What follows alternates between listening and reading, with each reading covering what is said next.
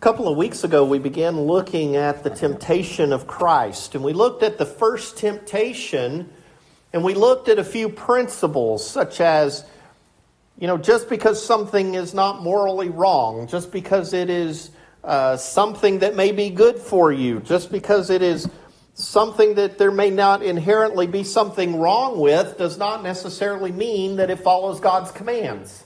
And we have to be very careful of that and watch for it. Well, in the second temptation that we read about, Satan takes Christ onto this exceedingly high mountain. He shows him these kingdoms and the glory that's around them. No doubt Jesus could see Jerusalem, probably the center of Jewish power, could see many other cities. Satan says, all these kingdoms have been delivered unto me.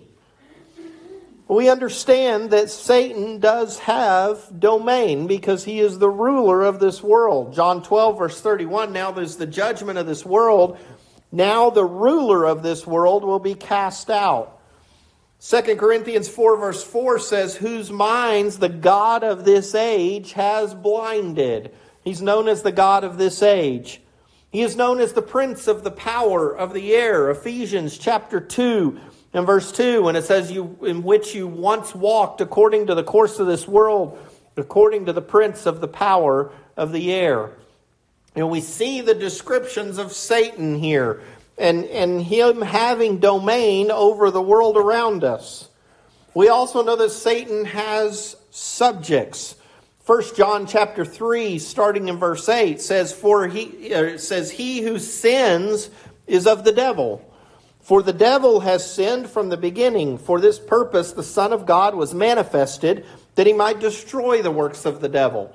Whoever has been born of God does not sin, for his seed remains in him, and he cannot sin because he has been born of God.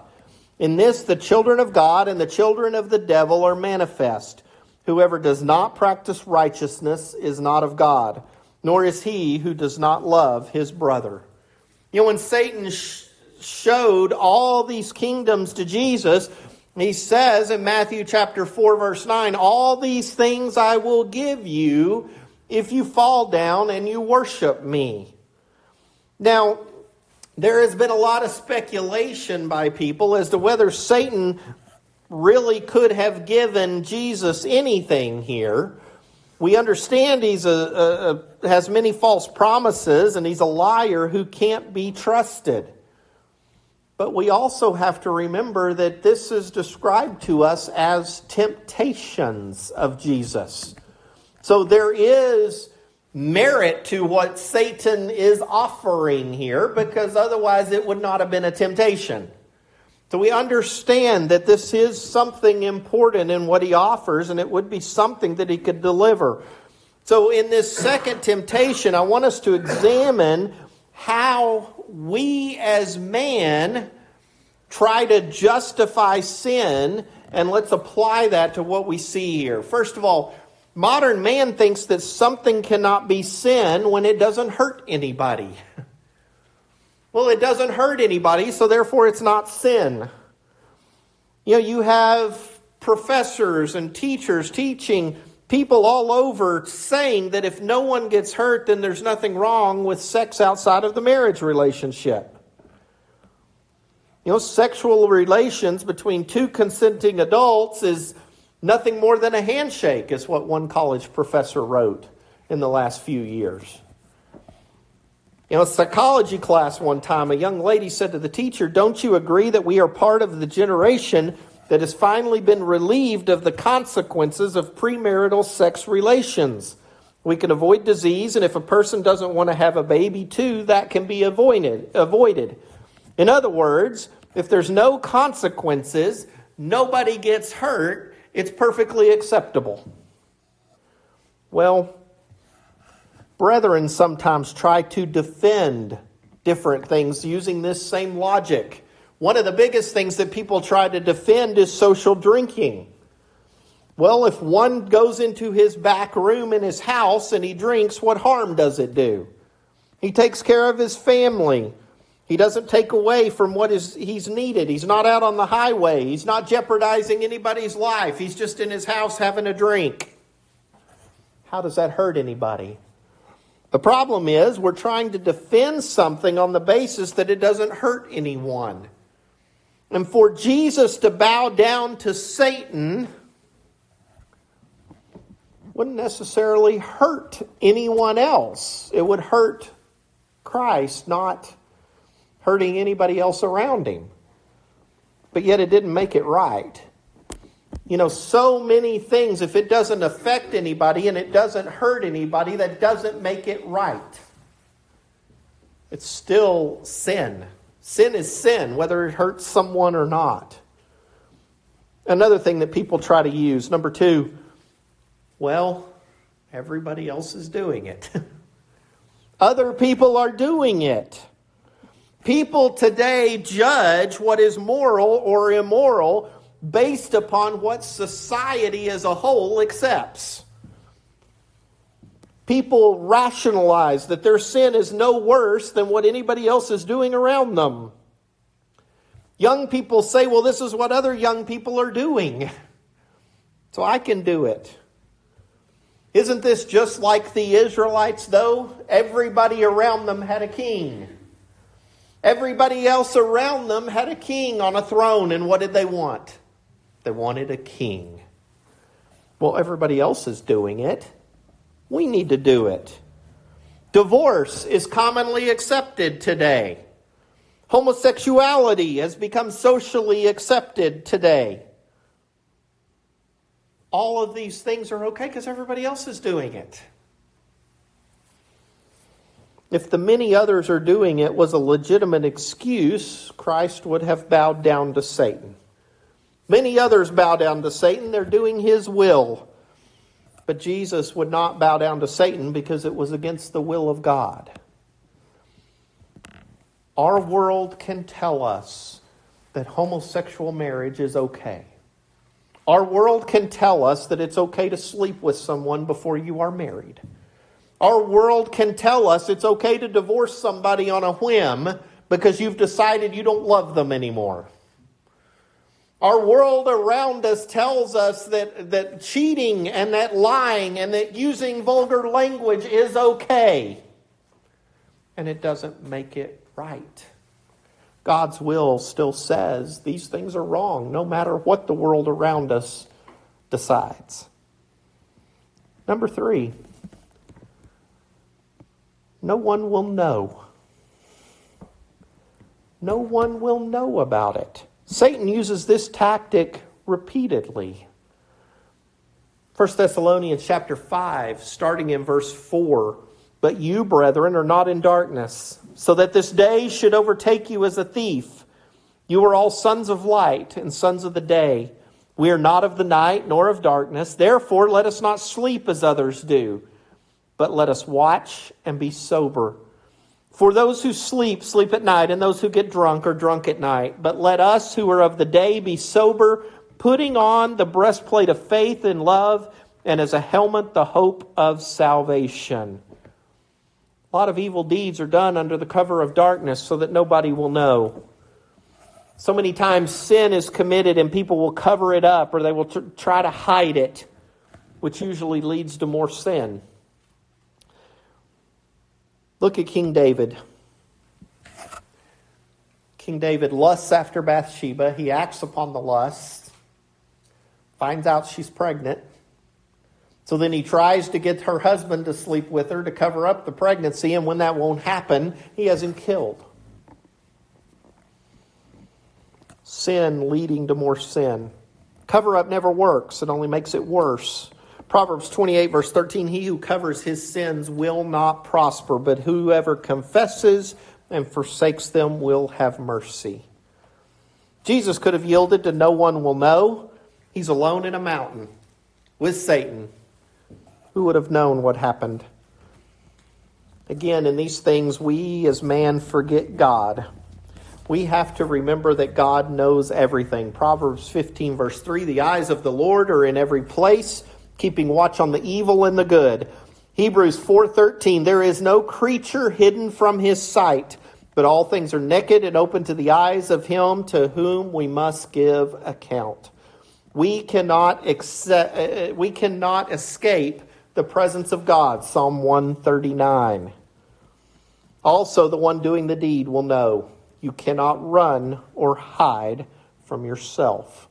1 John 3, verse 20 and 21, for if our heart condemns us, God is greater than our heart and knows all things.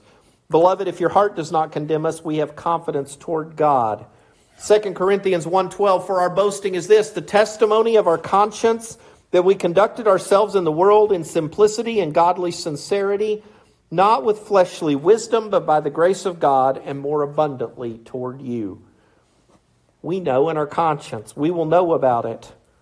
We need to be thankful when we have a good, strong conscience. Number 4, it will just be this once. It will just be this one time. Another tactic that Satan has used frequently when a young couple is in love, they think they're about to get married. What can hurt? What does one time hurt? Think of how often people have had just one drink or tried that drug just one time. After people sin, they like to leave the impression of, well, I just did it the one time. My sin was such a little thing. I'm not like the others who do it all the time. They minimize it. It's all just a big misunderstanding. Or, well, righteous people fall. Again, Jesus could have easily succumbed to the excuse. Satan was not asking him to bow to him over and over, just the one time. Number 5, it will do some good. It will do some good. Here we get into situation ethics, or the end justifies the means. Joseph Fletcher, in a book titled Situation Ethics, The New Morality, tells of a woman in a Nazi labor camp. The German soldiers made a rule that if a woman got pregnant, she could go home. Thus, the woman seduced a German guard, got pregnant, was sent home, and everybody in the family was happy.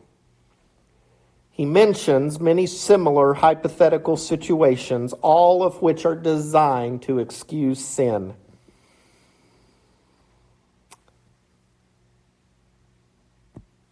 A congregation one time made an arrangement in their brochures, always trying to depict that they were making numerous converts. An older preacher once said that in all of his travels and preaching meetings, visiting and talking with brethren, he had never met a single Christian who said he was converted by a brochure. But they tried to say, we're sending out all of these brochures, we're doing all of these brochures, and that's doing all this good. Well, yeah, brochures are great, but you don't lean upon that and make that your all. Problem, and I use that example to try to show that, people say it's always right to do right and always wrong to do wrong. We can fib a little bit on this just to make it seem good. Well, 2 wrongs don't make a right. 100 wrongs don't make a right. One must still choose the right way, not the wrong way. Jesus could have reasoned, if I rule over these kingdoms, it would be easier to make disciples. He could have reasoned that there would be good coming out of it. But don't we have brethren who do that today? Well, we can have instrumental music because that brings people in. And if we're bringing people in and we're converting people, isn't that the right thing to do? If we have entertainment, isn't that the right thing to do? Well, let's not preach on certain subjects. Because if we don't preach on those certain subjects and we accept everybody, we're loving and we're bringing people in and we're doing good. People use that rationale all the time. And Christ very easily could have used that as well. But he didn't. Jesus would not worship Satan because it was wrong to do so. Doesn't matter if it won't hurt anybody. Doesn't matter how many people are doing it. Doesn't matter that if nobody will know. We can't say it will be just once because it very rarely ends up being just once. And we shouldn't be using the excuse of it will accomplish good. I can sin, I can teach error, I can do wrong all day long for good motives, and it's still wrong. Instead, Christ looked at Satan and said, "Get behind me, Satan. For it is written, you shall worship the Lord your God, and him only you shall serve." Again, I bring up the fact that this was a temptation for Christ. This would have been something that would have enticed him, that he did not succumb to. And there's lots of different reasons why Christ could have succumbed to it. We've looked at maybe just a few of them this afternoon. The point is, he didn't. We need to stop using these excuses. We need to make sure that we are doing God's will, that we are following his law, that we are living the life that he wants us to live regardless. It may hurt, it may sting at times, it may not be the most popular way of doing it, but it's God's way, and it's the right way. If there's anything we can help you with this afternoon, please come as we stand and sing.